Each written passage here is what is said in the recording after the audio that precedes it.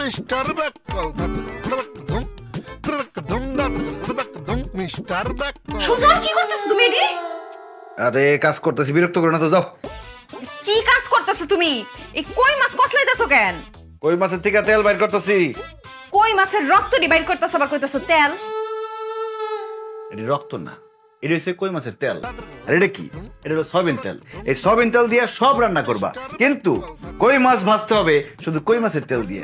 এই জন্য কই মাছের তেল বাইর করে এখানে জমাইতেছি। কইয়ের তেল দিয়া কই ভাজা? তুই জীবনও শুনি নাই। এই রান্না খাইছো তুমি কোনোদিন? আমি খাইছি, তোমরা কোনোদিন খাইছো? কোনোদিন তো খাও নাই। আজকে তোমাদেরকে কইয়ের তেলে কই ভাজা খাওয়াবো, দেখবা কি টেস্ট। তুমি কই মাছটি রাখো তো, নষ্ট করতেছো মাছটি রে। ছাড়ো আম্মা, আম্মা তাড়াতাড়ি আহো। কি হইছে রে মায়া, কি করে? সুজনে কি করতেছে? কই মাছের তেল চিপড়া বাইর করে এই কইয়ের তেলে বলে কই ভাজবো। ও সুজন, তুমি কি হরো?